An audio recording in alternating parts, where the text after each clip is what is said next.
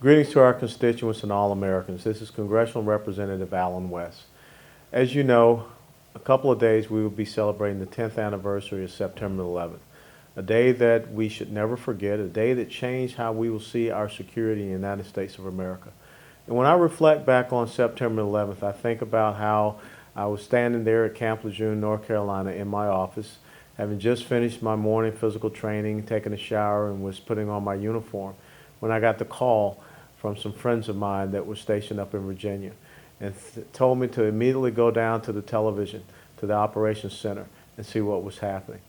At that time, we all arrived down in front of the television, and the second airplane hit the tower, World Trade Tower in New York City.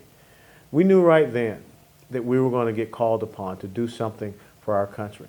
We knew right then that the people who were responsible for that action had to be held accountable, and that we would never rest, we would never cease looking for them, seeking them out, and bringing them to the right type of justice, which is the exact same type of justice that they brought to 3,000 Americans on that day.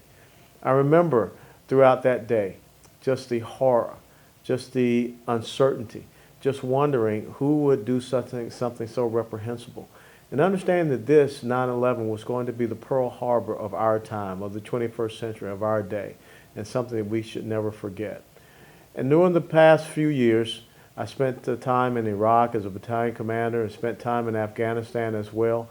And we continue to work in our efforts to make sure that we bring these individuals to the right type of justice. Not just civilian type of courtroom justice. I'm talking about our military, going out and seeking them, to find them wherever they seek to establish their sanctuaries, to defeat them, to destroy them, to continue to pursue them. Because we must have the same type of vigilance, the same type of resolve that our forefathers have shown in protecting our homeland, protecting our liberties and our freedoms, protecting our constitutional republic. We sit here today knowing that it is not over, that this radical Islamic enemy, this militant Islam that we see that we're facing, which is an evidence of what I call Islamic totalitarianism, is not going to go away. It's not something that we can talk to and compromise with, appease, or negotiate. That day, September 11th, just reaffirmed something, that the oath that I took as a young second lieutenant was ever so important. And now as a congressional representative, that oath is even more important.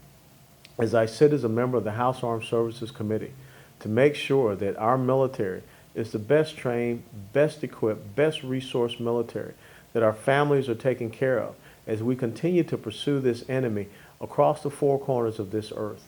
So as I sit here now, reflecting back 10 years ago, from when I was Lieutenant Colonel West standing there at Camp Lejeune, to today when I'm Member of Congress, Representative Allen West, as I said so often, the uniform has changed from a camouflage uniform and boots to a suit and tie, but the commitment and the mission is still the same, to protect this great nation, this nation that I call my home, and this nation that I want to be able to pass on to my children and maybe my grandchildren as well as yours, a free and safe and secure United States of America. As we go forth and we remember 9/11, let us not forget those 3,000 Americans that lost their lives, being in New York City, being it very close to where I am today at the Pentagon, and being in the fields in Pennsylvania.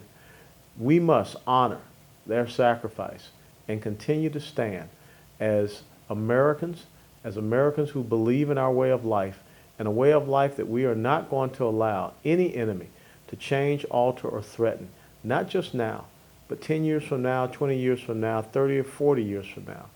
Let 9/11 always ring in our hearts, in our minds, and especially gird us for the upcoming battles that we will continue to fight as we keep America safe and secure.